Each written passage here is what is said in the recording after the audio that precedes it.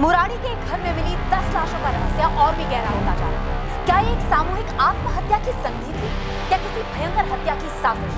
उड़ती खबरें तो कई हैं, पर इनमें से एक भी इस बात का अंदेशा नहीं देती कि किसी ने इस घर में घुसकर इन 10 लोगों के परिवार का सफाया किया। पर एक एक्सक्लूसिव खबर सिर्फ हमारे न्यूज चैनल F24 को मिली कि इन 10 मौतों के पीछे किसी तंत्र विधि, किसी किस्म की नरबली की संभावना हो सकती है। घर के दाहिनी तरफ पूजा घर के बाहर की दीवार पर 10 विचित्र तरह की ड्राइंग्स बनाई गई और हर ड्राइंग पर एक कील ठोकी गई। हाथ से बनी 10 तस्वीरें और घर में हुई 10 मौतें। क्या इन दोनों के बीच कोई कनेक्शन है? पूरे मोहल्ले में ऐसा कोई भी नहीं जिसने किसी को इस घर में आते हुए देखा। अनुमान लगाया जा रहा है कि ये कांड किसी पारिवारिक दुश्मनी या किसी मसले। Good evening sir. Firoz, F24 news channel लगाओ। एक सवाल सभी कर रहे हैं कि क्या ये परिवार किसी तांत्रिक से सलाह मशवरा कर रहा था? क्या किसी बाबा के उकसावे के चलते इन 10 लोगों ने सामूहिक आत्महत्या की? कई लोगों का मानना है कि वो जो 10 तस्वीरें घर के बाहर बनाई गई थी वो किसी बुरी ताकत को दूर करने की गई। सुनने में आ रहा है कि घर से एक डायरी बरामद हुई। फिलहाल इस डायरी की डिटेल्स नहीं आए हमारे पास, लेकिन अनुमान लगाया जा सकता है कि ये डायरी इन मौतों पर रोशनी जरूर डालेगी। हाँ सर, हमारी केस से जुड़ा मामला लगता है। हाँ फिरोज, मुझे भी यही लगा। जिस तरह से लाशें मिली हैं इस केस में, क्या कोई कड़ी कॉमन है हमारे केस में और इस मुरारी केस में?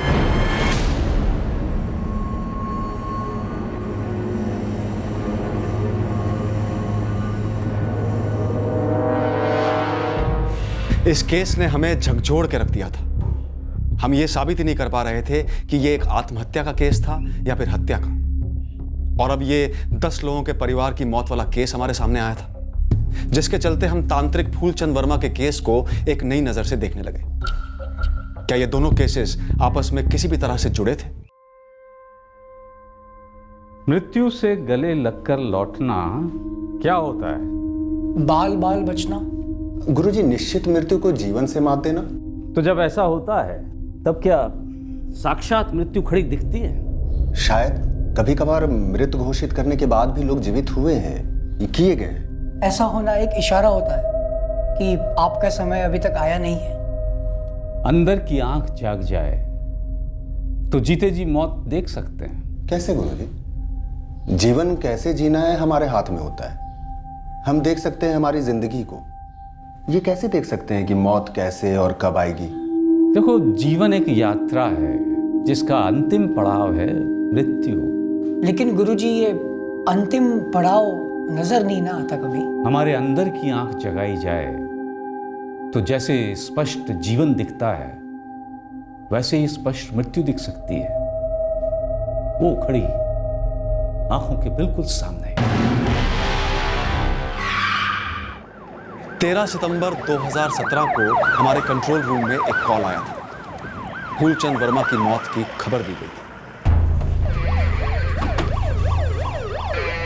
शुरुआत से ही फूलचंद वर्मा की मौत रहस्यमय लग रही थी।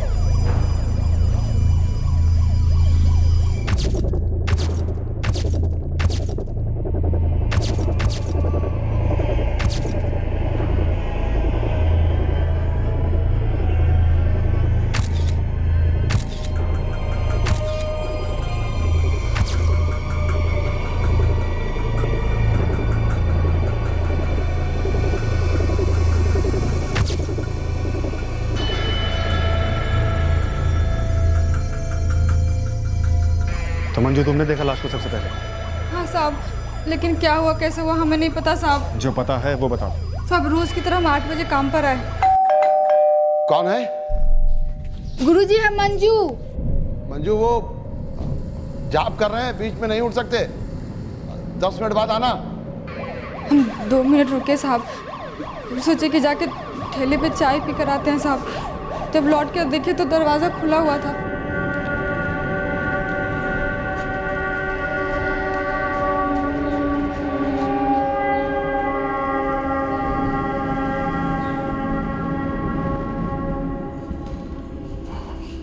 हम रोज़ की तरह झाड़ू लगाते लगाते जब गुरुजी के पूजा वाले कमरे तक पहुँचे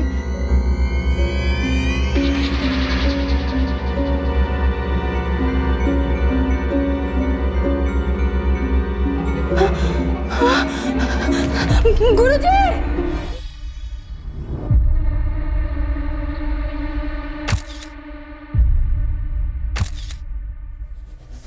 सुनने में आ रहा है कि घर से एक डायरी बरामद हुई। हमें भी फूलचंद वर्मा के कमरे से एक डायरी मिली थी, एक डायरी जिसमें काफी कुछ लिखा गया था, जीवन और मृत्यु के बारे में। वो 2 लोग कौन थे जिन्हें तुमने यहाँ से जाते हुए देखा? हमें नहीं पता साहब, लेकिन देखने में बाबा लोग लग रहे थे।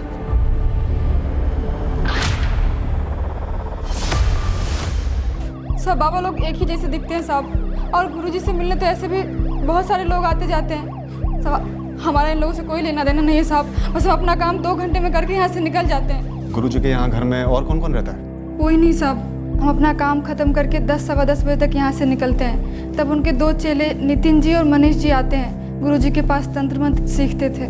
तो और कोई नहीं है फूलचंद जी का? हैं साहब, उनके एक बड़े भैया हैं, यहीं कहीं कानपुर में रहते हैं। और बीवी बच्चे? थे, लेकिन अब कहाँ है पता नहीं, हमने सिर्फ सुना है, कभी देखी नहीं। सर, तंत्र मंत्र की सामग्री के अलावा ये एक डायरी मिली और ये फ़ोन शायद फूलचंद जी का ही है। फूलचंद जी के भाई का नंबर है? नहीं है साहब। उनके दोनों चेले नितिन और मनीष, उनमें से किसी का नंबर? नहीं साहब। फिर उस फोन में चेक करो, बड़े भाई का नंबर या दोनों चेलों में से किसी एक का नंबर तो होगा ही होगा। नौकरानी मंजू बता रही थी कि उसने 2 बाबा लोगों को निकलते हुए देखा था घर से बाहर सुबह। आप लोगों ने से किसी ने देखा? नहीं साहब, हम तो अपने घर के अंदर ही बैठे थे, हमने किसी को आते जाते नहीं देखा। मंजू ने बताया कि फूलचंद जी का परिवार है कहीं, आप जानते हैं उन्हें? अच्छी तरह से जानते हैं साहब, यहीं रहता था, लेकिन 10 साल पहले फूलचंद जी और उनकी पत्नी का तलाक हो गया था और उनकी पत्नी दोनों बच्चों को लेकर कहीं चली गई थी। और कोई जानता है फूलचंद जी के बारे में? कोई उनका दोस्त, रिश्तेदार वगैरह? वो उनके बड़े भाई हैं ना रघुवीर जी, उनको पता होगा। हाँ जी, हम रघुवीर वर्मा बात कर रहे हैं। फूलचंद जी के बड़े भाई? जी हाँ, बात क्या है? फूलचंद जी का देहांत हो गया है, शायद मर्डर हुआ है। मर्डर? फूलचंद का? हमें लगता तो ऐसा ही है, पर अभी क्लियर नहीं है। फूलचंद जी की लाश लटकी हुई पाई गई है। आप गर्दन नगर थाने आ जाइए। ठीक है।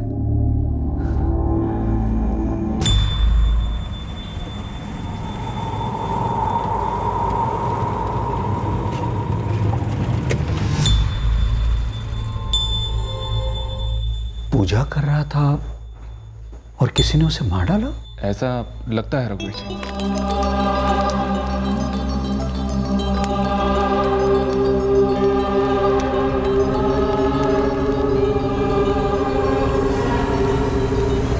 ये आपके छोटे भाई फूलचंद जी तांत्रिक थे हमेशा से? बना, धीरे धीरे बना। क्या काम करते थे पहले? अच्छी खासी नौकरी थी उसकी, रंजीत लेदर वर्क्स में जनरल मैनेजर था वो। सुना फैमिली थी? संध्या उसकी पत्नी, तलाक के बाद वो यहीं कानपुर में ही रहती है, और उनका बेटा राजेश बेंगलुरु में जॉब करता है, और बेटी लक्ष्मी शायद मुंबई में सेटल्ड है। आपका छोटा भाई सामान्य गृहस्थ आदमी तांत्रिक कैसे बना? पता नहीं, सब कुछ छोड़ छाड़ कर अच्छी खासी बनी बनाई जिंदगी। मनीष, नितिन, काम वाली को तो जानती होगे तुम दोनों? मंजू। हाँ, मंजू ने हमें बताया कि जब उसने घर की डोरबेल बजाई तो अंदर से किसी ने उसे 10 मिनट रुकने के लिए कहा। जाप कर रहे हैं, बीच में नहीं उठ सकते। ये सुबह 8 बजे क्या पूजा होगी? शुद्धिकरण, बुरी ताकतों को भगाने वाली पूजा।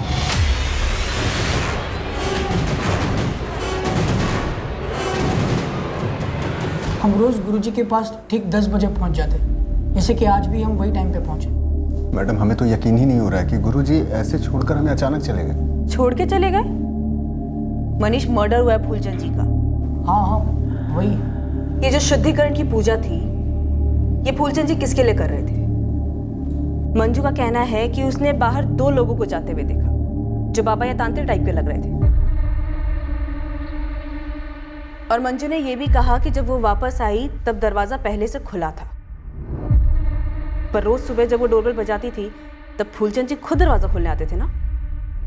मैडम, गुरुजी से पूजा करवाने कई लोग आते थे, कई बार बाबा लोग और अलग अलग तांत्रिक लोग ही गुरुजी से मिलने आते थे, दूर दूर से लोग आते थे। इस सुबह किस चीज के लिए पूजा हो रही थी ये हम नहीं बता सकते। लेकिन मर्डर तो पूजा के दौरान या पूजा के तुरंत बाद हुआ है, तो जाहिर सी बात है कि मर्डर की प्लानिंग पहले से हुई होगी। कोई तुम्हारे गुरुजी को क्यों मारना चाहेगा? ऐसा क्या था? मनीष, नितिन, मंजू के अनुसार उसने बाबा टाइप के लोगों को बाहर देखा। कहीं ये कोई वर्चस्व की लड़ाई तो नहीं थी तुम्हारे गुरुजी की? प्रणाम भाई साहब, कैसे आप? संध्या, फूलचंद की मौत हो गई है। कैसे? पुलिस कह रही है कि उसकी लाश घर के अंदर लटकी हुई पाई गई। मर्डर है या सुसाइड, कुछ पक्का नहीं बोल रहे। तुम्हें पुलिस स्टेशन आना होगा, राजेश और लक्ष्मी को भी।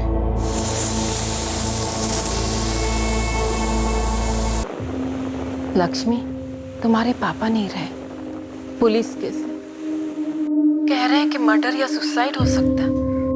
हेलो लक्ष्मी। हाँ माँ।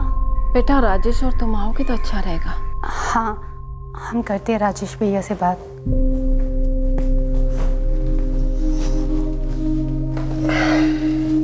तेजस, वो पापा की डेथ हो गई। व्हाट? लक्ष्मी, समझ रहे हैं, लेकिन हमारा ज़बरदस्त वर्कलोड है, संडे को भी काम कर रहे हैं। तुम जा सकती हो तो जाओ। हमारे लिए छुट्टी लेना इम्पॉसिबल है इस वक्त। वैसे भी लक्ष्मी, हमें पापा से मिले या बात किए हुए कई साल हो गए। हम कौन सा टच में थे उनके भैया? हम तो सिर्फ मम्मी के लिए कह रहे थे, एक दिन के लिए आ जाते। छोड़ो ना लक्ष्मी, जीते जी उन्होंने कभी केयर नहीं की। अब क्या है फालतू का ड्रामा? वैसे जाना तो मम्मी को भी नहीं चाहिए। बाकी तुम दोनों देखो, हम तो नहीं आ रहे।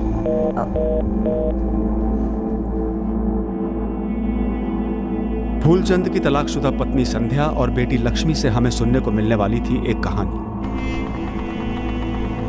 एक तनाव भरे परिवार की कहानी जो समय के साथ बिखरती गई थी। हम बिल्कुल नहीं रहेंगे अभी यहाँ पे, हम चले जाएंगे। मम्मी, हम कहाँ जा रहे हैं? संध्या के पास तलाक के सिवाय कोई चारा ही नहीं बचा था और वो बच्चों के साथ फूलचंद से पूरी तरह अलग हो गई। काहे का तंत्र मंत्र, काहे की शुद्धिकरण और काहे की शक्तियां, जो आदमी अपने घर के गृहण को कभी ठीक ना कर सका, कभी सुधार ना सका। क्या वो तब भी तंत्र विद्या का अभ्यास करते थे? हमको कुछ नहीं पता वो क्या करते थे और क्या नहीं करते थे। खाली हमको इतना पता है कि वो गुस्से में आके हमको पीटा करते थे। वो कब बाबा बन गए, कब लोगों की नजर में गुरुजी बन गए, हमको कुछ नहीं पता। हमारे लिए तो सिर्फ वो बुरी शादी का एक आधा हिस्सा थे। रिश्ता तो 10 साल पहले ही खत्म हो चुका था। अब वो आधा हिस्सा भी मिट गया। ये कैसे हुआ, मर्डर या सुसाइड, हमको नहीं पता और ना ही पता करना है। हमने फूलचंद जी का नाम तो सुना है, परंतु यह कभी नहीं सुना है कि कोई व्यक्ति साक्षात अपने मृत्यु को देख सकता है। यदि फूलचंद जी ऐसा कह रहे थे तो हमें तो सिर्फ यह ढोंग लगता है। अच्छा, उनकी नौकरानी बता रही थी कि उसने 2 बाबाओं को उनके घर से जाते हुए देखा था। कोई आइडिया है कि कौन हो सकते हैं वो दोनों? हमने सैकड़ों तंत्र मंत्र करने वाले बाबाओं से पूछताछ की। कोई भी स्पष्ट रूप से बता नहीं पा रहा था कि नौकरानी मंजू कनौजिया ने जिन 2 बाबाओं को कत्ल की सुबह फूलचंद के घर से निकलते देखा था वो कौन हो सकते थे।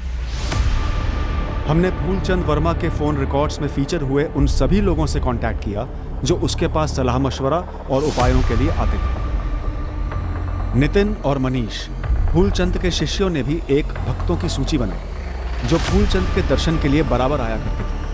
हमें इन लोगों में उस शख्स को ढूंढना था जिसके पास फूलचंद की हत्या करने का कोई कारण है।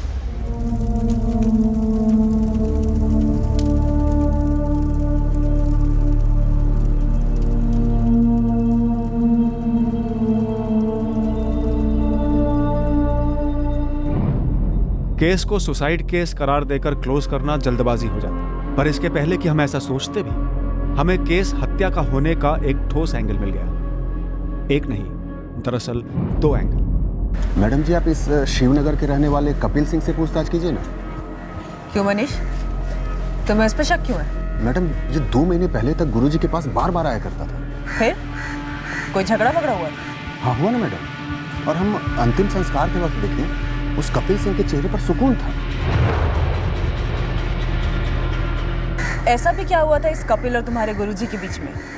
मैडम, वो इस कपिल का बेटा। अस्पताल जवाब दे चुका था।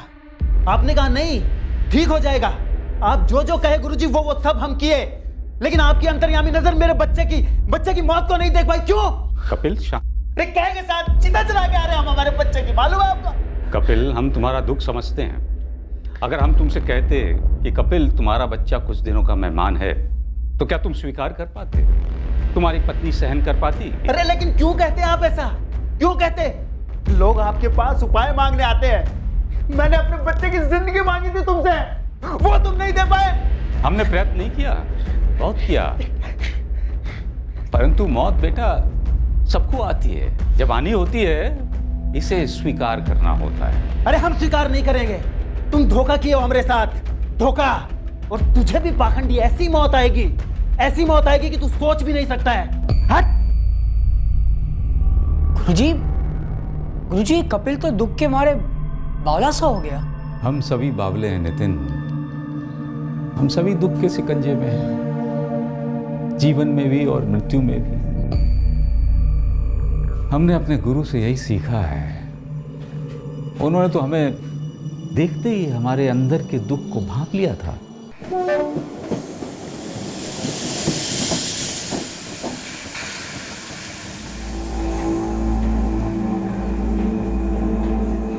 हमारी पत्नी और हमारे बच्चों का हमें छोड़कर चले जाने का दुख हमारी आत्मा को खोट रहा था। हम टूट रहे थे, बिखर रहे थे, और हमारी पीड़ा हमारे गुरु ने हमारे चेहरे पर पड़ दी। बहुत परेशान लग रहे हो। घाव भी ताजा है और गहरा भी, मानो दर्द का कुआं है ये घाव। तुम्हारे भीतर है ना ये घाव। हाँ, तुम इसी दर्द के कुएं में जियोगे, इसी में मरोगे। पर तुम्हारी परेशानियां मरने का नाम नहीं ले रही है। यही परेशानी है ना तुम्हारी। आदत है मनुष्य की, अपनी परेशानियों को ही अपना जीवन बना देता है।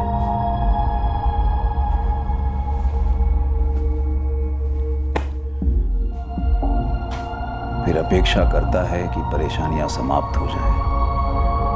कैसे होंगी? परेशानियों को हम अपने आप से निपटा के जो रखते हैं, फिर सोचते हैं अब केवल मृत्यु ही है जो इन परेशानियों से मुक्ति देगी। सच कह रहे हैं बाबा, हमारा तो हर दूसरे दिन मन करता है कि मर जाए, छूट जाए। ऐसा सोचने वाले केवल तुम ही नहीं हो। और फिर मृत्यु कोई इच्छा तो है नहीं जो पूरी होती है या नहीं होती है। मृत्यु तो एक सत्य है, एक मंजिल है जहां तुम्हें हर हाल में पहुंचना है। अब वहां की गाड़ी या जहाज तुम्हारे कब आएंगे ये तो कोई नहीं बता सकता। आप बता सकते हैं कि हम अपने दुख के साथ कब तक जिएंगे? कितना जीना चाहते हो अपने दुखों के साथ? साल बोलो। और एक सेकंड नहीं, हम तो इस यात्रा को खत्म करना चाहते हैं। हमें मृत्यु चाहिए। मृत्यु चाहिए तो ध्यान लगाकर एक समय तय करो जब तुम्हें जाना है। जा सकोगे, यह शक्ति हम सब में है। अगली बार जब तुम यहां आओगे हम तुम्हें नहीं मिलेंगे इस संसार में। ऐसा क्यों कह रहे हैं गुरुजी? कह नहीं रहे, देख रहे हैं अपनी मृत्यु को। हमारे गुरु ने सारी विद्या, सारी हिम्मत हमें दे दी थी, और जब अगले दिन हम उनके दर्शन और सेवा के लिए पहुंचे तो वो जा चुके थे। अरे बाप रे, मतलब एक दिन पहले बोले और दूसरे दिन चल बसे। हाँ गुरुजी, उन्होंने अपनी मृत्यु देखी? वो तो हम नहीं कह सकते, लेकिन कोई आभास उन्हें हुआ अवश्य था।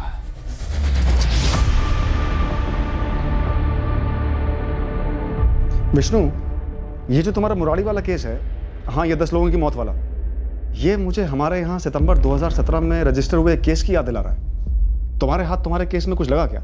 नहीं राजपूत, अभी नहीं। हालांकि रोज नई कहानियां, नए एंगल्स उभर आते हैं। बेसिकली हम पोस्टमार्टम की राह देख रहे हैं ताकि डिटेल रिपोर्ट साथ लगे। लेकिन तुम्हें ऐसा क्यों लग रहा है कि हमारा मुरारी वाला जो केस है वो तुम्हारे सितंबर 2017 वाले केस से जुड़ा हुआ है? पता नहीं विष्णु, विक्टिम फूलचंद वर्मा का मर्डर हुए होने के 2 एंगल्स मिले थे, पर पता नहीं, अभी मैं सोच रहा हूँ कि वो मर्डर था या सुसाइड, या फिर अजीब सा सुसाइड। और तुम्हें लगता है कि हमारा जो केस है वो तुम्हें ऐसा सोचने पर मजबूर कर रहा है? शायद, पर साथ साथ मुझे यह भी लग रहा है कि शायद हमारा केस मर्डर केस ही है, जैसा कि हमें उस वक्त लगा था। बेटी का हाथ हो सकता है, मुंबई वाली लक्ष्मी। सर उसकी माँ संध्या ने आपको बताया नहीं कि ये लक्ष्मी 11 से 13 सितंबर यहीं कानपुर में थी। क्या? इस बंदी की पूरी कुंडली मंगाई है मैंने मुंबई से।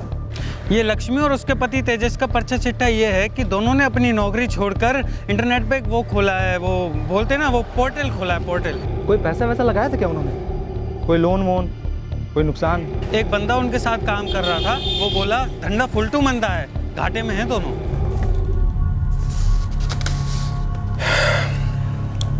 लक्ष्मी, कैश फ्लो माइनस में गया है। पोर्टल आगे बढ़ाना है तो हमें एक साथ एक बड़े अमाउंट की व्यवस्था करनी ही पड़ेगी। हाँ जानती हूँ, लेकिन पापा से मतलब तुम जो कह रहे हो वो इम्पॉसिबल है तेजस। तुम एक बार राजेश से बात करोगी? लक्ष्मी, लास्ट टाइम जब हम उनसे बात किए एज यूजुअल जिंदगी की मोह माया पर लेक्चर शुरू कर दिए। वो क्या हेल्प करेंगे? अरे बच्चे हैं हम उनके, कुछ तो फीलिंग होगी ना हमारे लिए। फीलिंग्स तो दूर की बात है, अगर उनमें रत्ती भर भी जिम्मेदारी होती ना तो वो ऐसे नहीं होते जैसे हैं या हो गए हैं। तुम ही ट्राई करो, देखो क्या कहते हैं। वैसे अगर हमारे पास पैसे होते तो हम जरूर देते, पर तुम जानती हो है नहीं। All the best. सर ये फूलचंद जी जहाँ रहते थे और जहाँ मरे, उस कोठी को लेकर मसला हो सकता है। पर कोठी तो छोटी सी है। पर सर कहाँ है ये तो देखिए, सोने की खदान में, आसपास हाई क्लास इलाका बन रहा है। मार्केट रेट के हिसाब से जाएं तो 45-50 लाख तो कहीं नहीं गए। लेकिन इस लक्ष्मी ने तो हमसे कहा है कि वो सालों से अपने फादर से मिली भी नहीं है। सुकून तो मिला मुझे, झूठ नहीं बोलूंगा। कलेजे में ठंडक पड़ गई उसका मरा हुआ मुंह देख के। यही देखने तो गए थे वहां पे, उनके अंतिम दर्शन को थोड़ी गए थे।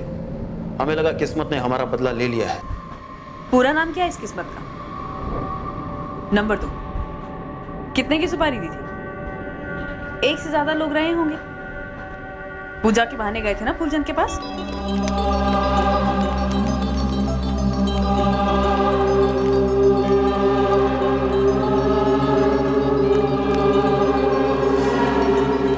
बेटे की मौत का गम कम करने के लिए फूलचंद की बलि चढ़ा दी। अगर इस फूलचंद को मारने से मेरा बच्चा लौट आता तो मैं इसे मारता और अपने इन हाथों से मारता। 13 साल का बच्चा था मेरा, सिर्फ 13 साल का। बेटे का बदला, कलेजे की ठंडक, ये जायज कारण है किसी को मारने या मरवाने के लिए। खुद भी शामिल थे इसमें? साथीदारों का नाम बोलो कपिल। मैडम, किसी को मारने के लिए हिम्मत लगती है, ताकत लगती है, नफरत लगती है। और मेरे बच्चे की मौत के बाद मुझ में हिम्मत और ताकत नहीं बची है। हाँ, नफरत है, और वो इतनी है कि इसके मरने से खत्म नहीं हो सकती थी। थोड़ी देर के लिए सुकून मिल सकता था, सो मिला। मैडम, हम नहीं मारे इसे, हम कह रहे हैं आपसे, विश्वास कीजिए हमारा। क्या झूठ बोले हम? आपने इसी कुर्सी पर बैठकर मुझसे कहा था कि 10 साल से आप और आपके दोनों बच्चे फूलचंद जी के कांटेक्ट में नहीं थे। आपने बताया नहीं हमें कि 11 से 13 सितंबर तक लक्ष्मी यहीं थी, कानपुर में। हाँ थी तो, कौन सा झूठ बोले हम? पहले ये तो बताइए हम झूठ कौन सा बोले? आपने कहा था कि लक्ष्मी और राजेश कभी अपने पिताजी से मिलते ही नहीं थे। हाँ नहीं मिलते थे। तो क्या कानपुर में खाली उनके पिताजी रहते थे क्या? अरे हम भी तो रहते हैं, वो दोनों आते हैं हमसे मिलने। 11 और 13 सितंबर के बीच लक्ष्मी आई थी हमसे मिलने। तो फिर ये बात आपने हमें बताई क्यों नहीं? चुप रहना, छुपाना, झूठ बोलना ही होता संध्या जी। छुपाना और चुप रहना होता होगा झूठ, पर क्या छुपाना? बेटी अपनी माँ से मिलने आई थी, क्या ये बताने वाली बात है? मुझे तो ख्याल भी नहीं आया इस बात का। फूलचंद जी हमारी दुनिया से पूरी तरह से गायब हो चुके थे, ये समझना इतना मुश्किल है आपके लिए? अरे तलाक हो गया था हमारा। तलाक पति पत्नी के बीच में होता है, माँ बाप और बच्चों के बीच में नहीं। क्या ये बात सच नहीं है कि लक्ष्मी और राजेश ने अपने पिताजी से कोठी बेचने की बात की थी? की होगी, पर मुझे इस बारे में कुछ नहीं पता। और अगर की भी होगी तो इसका ये मतलब नहीं है कि उन्होंने अपने पिताजी का कत्ल कर दिया। जो पूछना है आप हमसे अभी पूछिए फोन पर, या आप बेंगलुरु आइए, हम वहाँ आ ही नहीं सकते मैडम। लक्ष्मी आ रही है मुंबई से यहाँ। कूल, उससे पूछिए, हमसे पूछिए, सेम थिंग। बड़े बेटे हो, फादर को आग देने तक नहीं आए। हेलो प्लीज, मेरी पर्सनल लाइफ है। इतनी नफरत अपने फादर से? Personal life ma'am. और अगर आपको और कोई काम वाम नहीं है और मुझ पर कोई शक वक कर रही हैं तो प्लीज ये गोल गोल बातें करना बंद कीजिए। यहाँ आइए बेंगलुरु सबूतों के साथ और डाल दीजिए हमको जेल में। लेकिन प्लीज तब तक हमें डिस्टर्ब ना करें। आप लोगों को और कोई नहीं मिला तो हमको फंसाने चले, सिर्फ इसीलिए कि 11 से 13 हम यहाँ कानपुर में थे। तुमने जॉब छोड़ा, तुम्हारे हस्बैंड ने जॉब छोड़ा, ऑनलाइन स्टार्टअप पोर्टल फेल हो गया, तुम लोग फंडिंग के लिए तुम्हारे फादर की कोठी बेचना चाहते थे। तो उनका मर्डर करके कोठी कैसे बिकती बताइए। तुम हमें बताओ लक्ष्मी, तुमने हमें क्यों नहीं बताया कि 11 तारीख से लेकर 13 तारीख तक तुम कानपुर में थी और अपने फादर से मिली भी थी? हम सिर्फ अपनी माँ के साथ थे और इस बीच ना ही हम अपने फादर से मिले ना ही उनसे बात की। वो दोनों आदमी कौन थे जो तुम्हारे फादर को मारने आए थे? हमें कैसे मालूम होगा?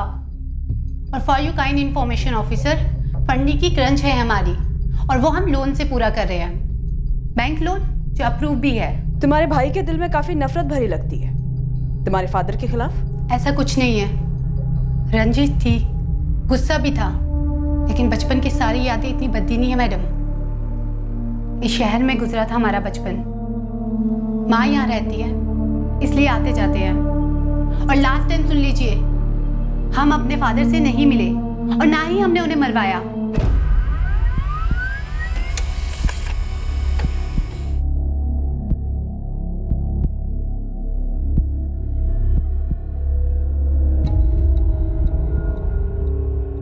क्या कुछ भी नहीं मिला?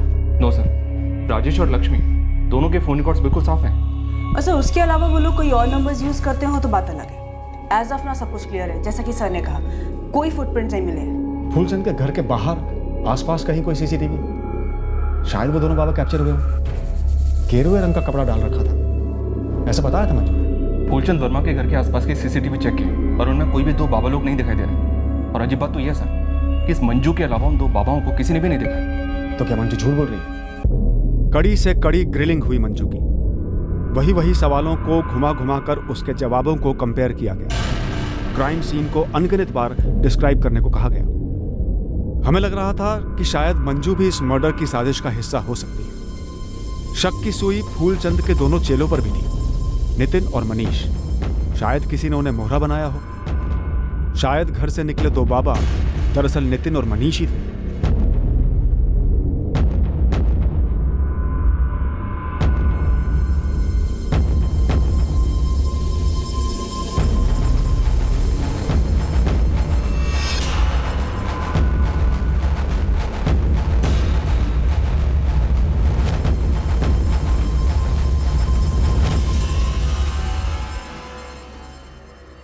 क्या वाकई में ये सुसाइड ही था? क्या फूलचंद ने खुदकुशी की थी? सर, फूलचंद की डायरी स्कैन की, इसमें केवल तंत्र मंत्र के पाठ हैं जो शायद वो सालों से सीख रहा होगा। सब पूरी तरह से तो नहीं समझी, लेकिन इस डायरी के हर एक पार्ट में अलग अलग किस्म के पावर्स, उन पावर्स को हासिल करने के मंत्र और तरीके हैं। अलग अलग किस्म के पावर्स? जी सर, खुद की और दूसरों की लाइफ को देखने का पावर और इच्छाओं पर पावर, दुनिया से चले जाने का पावर, मौत को देखने का पावर, इसका भी जिक्र है सर। तो हाइपोथेटिकली स्पीकिंग फूलचंद ने अपनी मौत देखी, डेथ बाय सुसाइड। लेकिन सब फूलचंद के हाथों पे निशान थे, किसी ने उसे पकड़ के रखा था। तो किसी ने असिस्ट किया फूलचंद को? सर, शायद मंजू को इसके बारे में कुछ पता, असिस्टेड सुसाइड के बारे में, क्योंकि मंजू के अकॉर्डिंग उसने घर से दो लोगों को निकलते हुए देखा था। आत्महत्या का प्लान, वो भी मिलकर? साहब, आप लोग ये कैसी कैसी बातें कर रहे हैं साहब, हमारी तो कुछ समझ में नहीं आ रहा है। 10 महीने हो गए हैं फूलचंद को गए हुए, लगभग 1 साल। अब और झूठ नहीं चलेगा मंजू। क्या तुमने वाकई उन दोनों बाबाओं को उस घर से जाते हुए देखा था या हमें गुमराह कर रही थी किसी के कहने पर? कहीं वो दोनों मनीष और नितिन तो नहीं थे? मैडम, कसम खा के कहते हैं मैडम, जब चाय पीकर हम वापस आए तो हमने देखा कि घर के पास से 2 बाबा लोग गुजर रहे थे। अब वो लोग घर के अंदर से आए थे या नहीं ये नहीं जानते हम, बस घर का दरवाज़ा खुला हुआ था। अब इससे ज़्यादा हमको कुछ नहीं पता है साहब, और हमने कोई गुनाह नहीं किया है साहब। 10 महीने पहले ये डायरी हड़बड़ाहट में हमने ध्यान से नहीं पढ़ी थी। कुछ पन्ने हमसे छूट गए थे और इन्हीं पन्नों में से किसी एक पन्ने पर तुम दोनों का गुनाह छुपा हुआ है। क्या सर? तुम्हारे गुरुजी ने साफ साफ लिखा है इसमें कि वो सुसाइड कैसे करेंगे और तुम दोनों उनकी मदद कैसे करोगे। सब कुछ साफ साफ लिखा है इसमें। वो 2 बाबा लोग तुम दोनों ही थे ना? हाँ,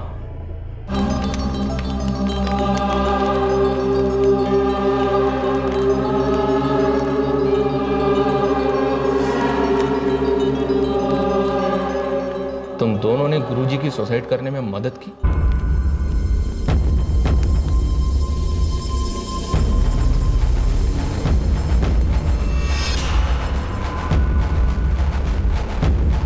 या तुम दोनों ने मिलकर उनकी हत्या की? नहीं सर, ना हमने गुरुजी को मारा है, ना उन्हें आत्महत्या करने में उनकी मदद की है। उस सुबह हम लोग 10 बजे पहुंचे हैं वहां पर। सर आप लोग ना मनगढ़ंत कहानियां बना रहे हैं सर। उस सुबह 8 बजे हम लोग अपने अपने घरों में थे। और सर अगर गुरुजी हमें ऐसे कसम वसम भी दिलाते तो हम आत्महत्या करने में उनकी मदद नहीं करते सर। और रही बात इस डायरी की, सर आप लोग हमें फंसाने के लिए कुछ भी बोले जा रहे हैं सर। अगर हम लोगों ने कांड किया होता, हम लोग बुड़बक है सर, इस तरह डायरी को पीछे छोड़ाते, ताकि आप 10 महीने बाद उसे पढ़े और हमारे छाती पे आके बैठ जाए। सर गुरुजी आत्महत्या कर ही नहीं सकते सर, वो बहुत मजबूत आदमी थे, उनका जरूर किसी ने कत्ल किया होगा। तो कत्ल किसने किया? कौन थे वो 2 लोग जिन्होंने गुरुजी का कत्ल किया और दरवाजा खुला छोड़ गए? नहीं मालूम सर। कैसे नहीं मालूम? हाँ, कैसे नहीं मालूम? तुम दोनों चेले थे उनके? सर चेले वही जानते जो गुरु उन्हें बताए, और हमारे गुरुजी ने कभी ऐसी किसी दुश्मनी के बारे में जिक्र ही नहीं किया।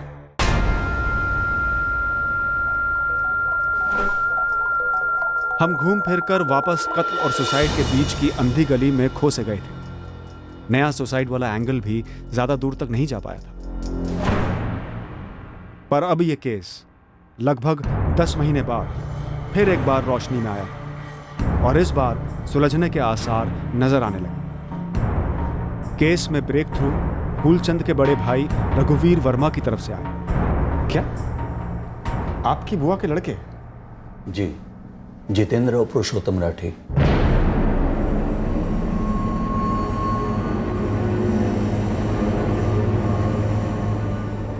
रघुवीर जी, 10 महीने बाद आप एकदम से ये 2 नाम लेकर चले आए? हमारी बुआ जी सालों पहले परलोक सिधार गई थी। फूलचंद उनके और फूफा जी केदारनाथ राठी से करीब था। 2 साल पहले फूफा जी भी चल बसे। उनके जाने के बाद इन दोनों भाइयों से हमारा कोई खास मेल मिलाप नहीं रहा। बस रिश्तेदारी है तो दोनों आ गए थे फूलचंद के अंतिम संस्कार में। पर ये दोनों फूलचंद जी को क्यों मारते?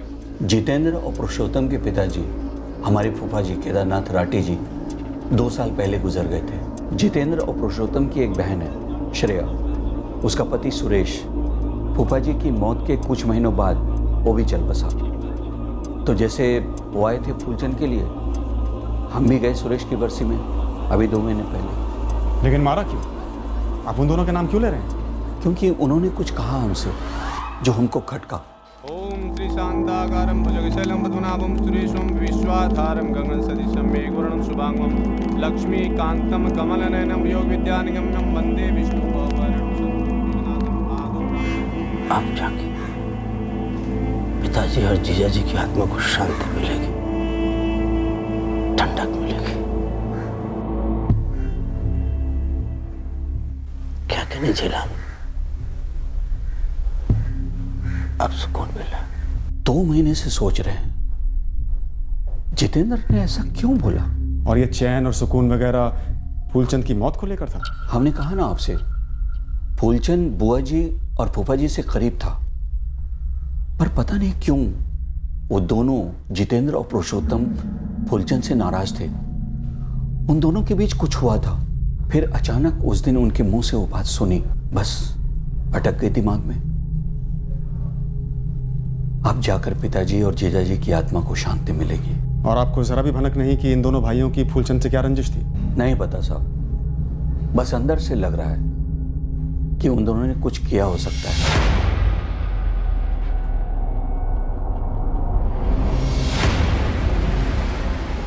हम इन राठी भाइयों को बिना सबूत के उठाना नहीं चाहते थे। दोनों के फोन रिकॉर्ड्स में फूलचंद वर्मा के साथ किसी प्रकार का कांटेक्ट सामने नहीं आया। न मौत की सुबह कोई फोन कॉल्स हुए थे और न ही पहले, जो किसी साजिश का अंदेशा दे सकते। फूलचंद वर्मा की कोठी के आसपास की जो सीसीटीवी फुटेज हमने 10 महीने पहले निकलवाई थी, 2 बाबा की तलाश के लिए उसे फिर से देखा गया।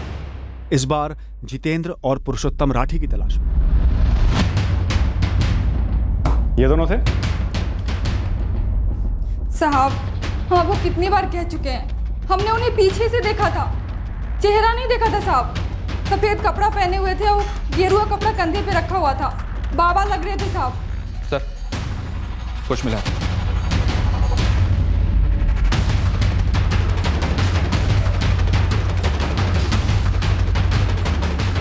ये देखिए।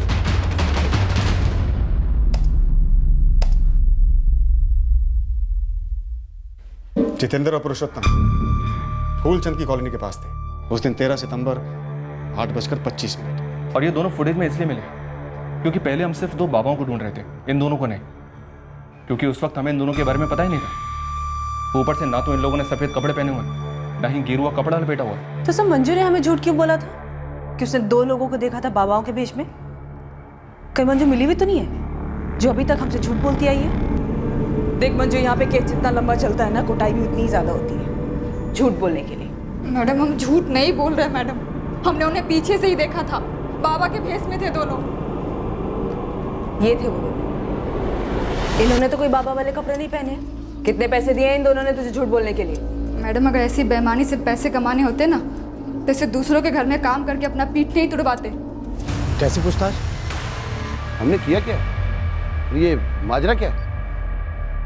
पहचाना कब की है और कहाँ की है? तो कहना क्या चाहते हैं? हम नहीं, ये सबूत कह रहे हैं कि तुम दोनों 13 सितंबर 2017 सुबह 8:25 पर तुम्हारे ममेरे भाई फूलचंद वर्मा के घर के आसपास थे। तो क्या? तो ये कि उसी दिन सुबह 8 बजे के आसपास फूलचंद वर्मा की मौत हुई थी उसी के घर में। वही फूलचंद वर्मा जिसके साथ तुम दोनों की दुश्मनी थी। क्यों मारा? कत्ल के बाद तुम दोनों सफेद कपड़े और गेरुआ लपेटे वहां से निकले और बीच में ही कई कपड़े बदले। उसका सीसीटीवी फुटेज निकलवाया हमने। अब तुमसे भी सच निकलवाएंगे। कुटाई जिंदगी भर की गारंटी के साथ आएगी, कभी ठीक से चल नहीं पाओगे। हार मानते हैं फूलचंद भैया, मदद करो, दया करो हमें। बचा लो हमको फूलचंद भैया, हाथ जोड़ते हैं आपके। फूलचंद भैया सब कुछ छोड़ छाड़ कर तांत्रिक बने, वैसे भी हमारा कुछ लेना देना रहा नहीं। लेकिन फूलचंद भैया ने पिताजी का माथा घुमा दिया था, पूरी तरह सर वश में कर लिया था।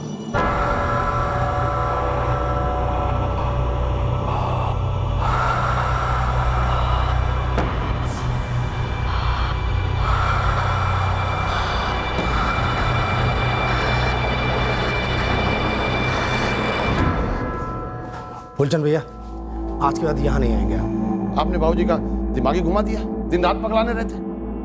जितेंद्र, पुरुषोत्तम, ये पागलपन नहीं, ये विद्या है। अरे विद्या विद्या नहीं चलेगी इस घर में, ये जादू टोना ये सब कुछ नहीं चलेगा, समझा? चलिए। जितेंद्र, तुम्हें क्या लग रहा है हम फूफा जी का वशीकरण कर रहे हैं? इस घर में बुरी शक्तियों को बुलवा रहे हैं। अच्छी शक्तियां भी नहीं चाहिए हमको, हम जैसे बहुत खुश हैं बस। आप पिताजी के दिमाग में कुछ ना कुछ डब भर देते हो और वो पगला जाते हैं। ये सब मत कीजिए फूलचंद भैया, मत कीजिए सब। आज के बाद इस घर के दरवाजा हमेशा के लिए बंद है आपके लिए। चलिए चलिए, निकलिए, जाइए। चलिए। बहुत गुस्सा दिखा रहे हो। दिख रहा है ना, दिख रहा है ना, तो समझ काहे नहीं रहे हैं? पुरुषोत्तम, गुस्सा ना शैतान का हथियार। बस ये परपंच नहीं चाहिए हमें। अरे इन परपंचों ने पूरे घर के सुकून को खत्म कर डाला, बर्बाद कर डाला। चलिए।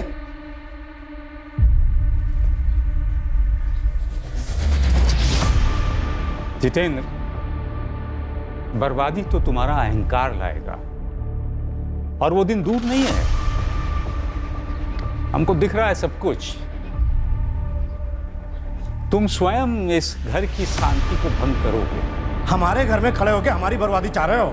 हैं? दफा हो जाओ, दफा हो जाओ, वरना तुम्हें भंग कर देंगे हम। चलो।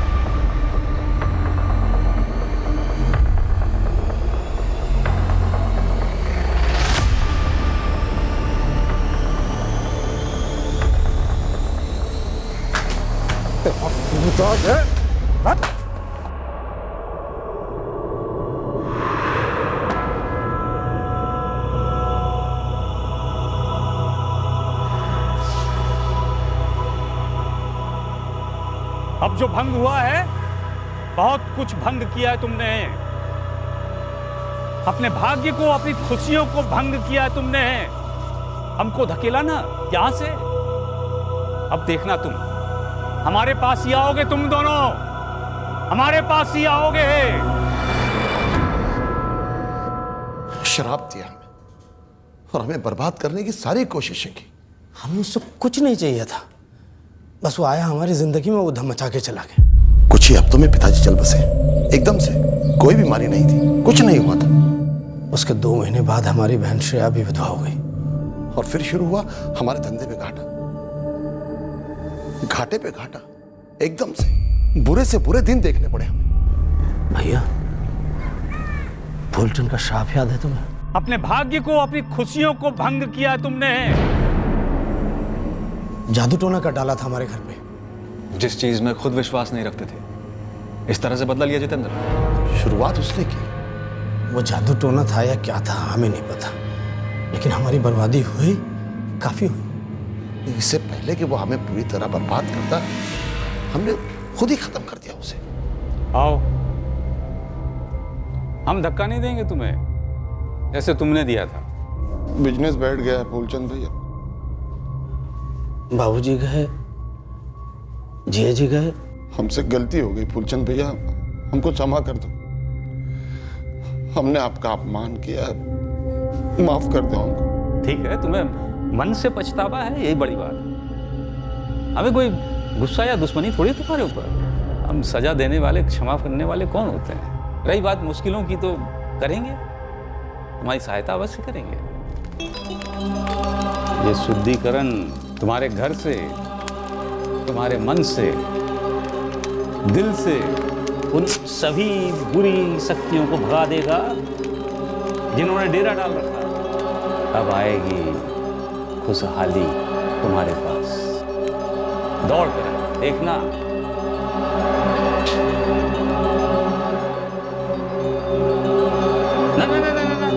तुम जाओ, बीच में नहीं उठना। बैठो बैठो बैठो बैठो बैठो। तुम हमें दुनिया से उठाने के चक्कर में थे ना फूलचंद भैया। आज कुछ नया करते हैं।